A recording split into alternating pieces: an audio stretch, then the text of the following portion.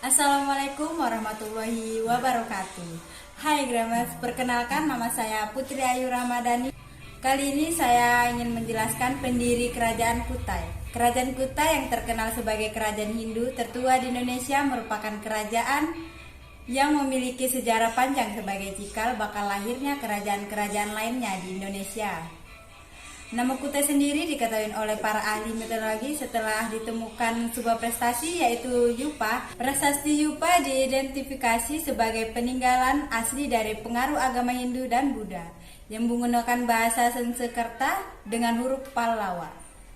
Dari prasasti inilah kemudian ditemukan nama Raja Kudungga sebagai pendiri Kerajaan Kutai. Nama Maharaja Kudungga ini ditafsirkan oleh para ahli sejarah sebagai nama asli Indonesia yang belum terpengaruh dengan bahasa India. Sedangkan keturunannya seperti Raja Mulawarman dan Aswawarman diduga memiliki pengaruh besar budaya Hindu dari India.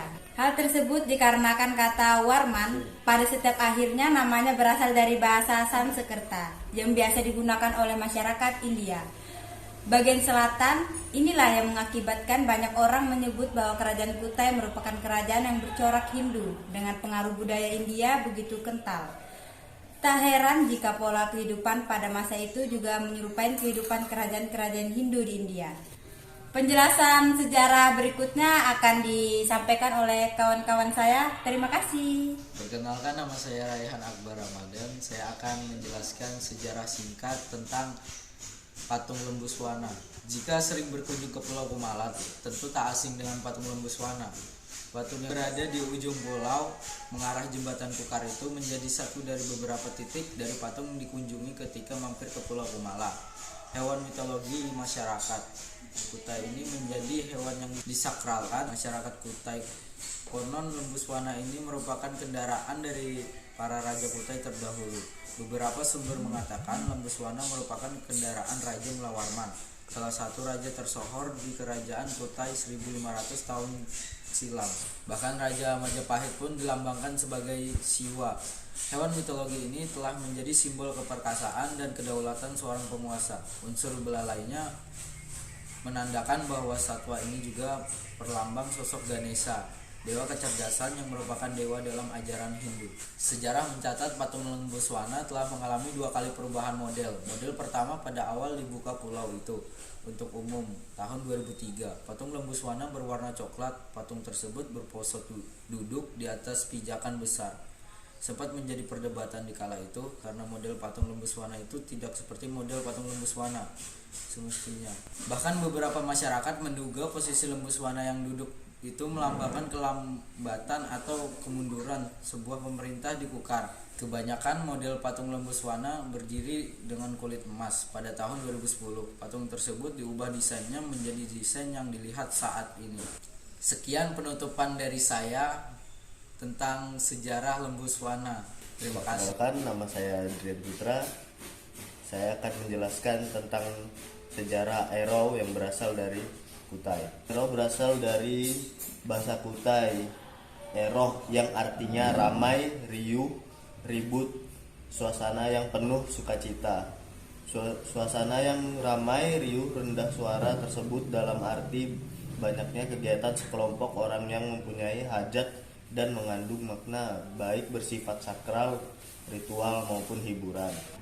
Ero pertama kali dilaksanakan pada upacara tijak tanah dan mandi ke tepian ketika Aji Batara Agung Dewa Sakti berusia 5 tahun.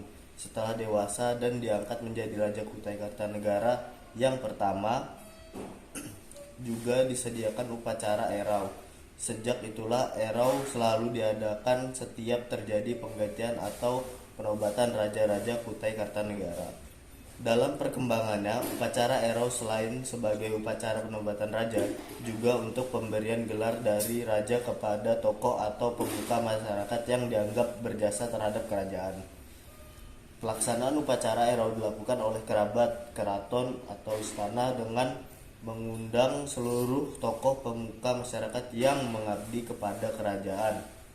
Mereka datang dari seluruh pelosok wilayah kerajaan dengan membawa bekal bahan makanan, ternak, buah-buahan, dan juga para seniman. Dalam upacara Ero ini, Sultan serta kerabat keraton lainnya memberikan jamuan makan kepada rakyat dengan memberikan pelayanan dengan sebaik-baiknya sebagai tanda terima kasih Sultan atas pengabdian rakyatnya. Terima kasih telah mendengarkan penjelasan saya. Selanjutnya teman saya akan menyampaikan penjelasan dalam topik yang Nama berbeda. saya Tiana Arif. Saya akan menjelaskan tentang sejarah Jembatan Kutai Kartanegara. Jembatan Kutai Kartanegara adalah jembatan yang melintas di atas Sungai Makam dan merupakan jembatan pelengkung baja terpanjang di Indonesia.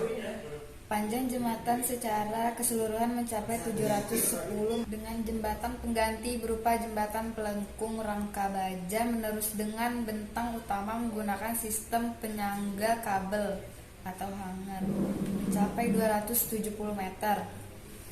Dan jembatan ini merupakan sarana penghubung antara kota Tenggarong dengan kecamatan Tenggarong seberang yang menuju ke kota Samarinda. Sempat ambruk pada 26 November 2012. Jembatan ini kemudian dibangun kembali di lokasi yang sama pada tahun 2013 dan resmi dibuka untuk umum pada 8 Desember 2015. Jembatan Kartanegara merupakan jembatan kedua yang dibangun melintas Sungai Makam setelah jembatan Makam di Samarinda, sehingga juga disebut jembatan Makam II. Sekian dari saya, topik selanjutnya akan disampaikan oleh teman saya. Hai, saya Ferry Ardiansyah dari kelas 12 Multimedia 1 ingin menyampaikan topik baru tentang sejarah Pulau Kumala. Pulau Kumala adalah nama pulau kecil yang berada di tengah Sungai Mahakam di Kabupaten Kutai Kartanegara, Kalimantan Timur. Ahli geologi berpendapat bahwa Pulau Kumala terbentuk dari delta Sungai Mahakam. Pulau ini pada awalnya adalah sebuah kawasan tidak berpenghuni. Barulah pada 2002 Pulau Kumala mulai dibangun sebagai kawasan wisata. Pembangunan daerah wisata di Pulau Kumala dimulai dengan penebangan pohon dan memindahkan habitat bekantan ke Pulau Yupa. Pulau Kumala dibangun sebagai destinasi wisata yang mirip dengan Taman Mini Indonesia Indah atau TMI.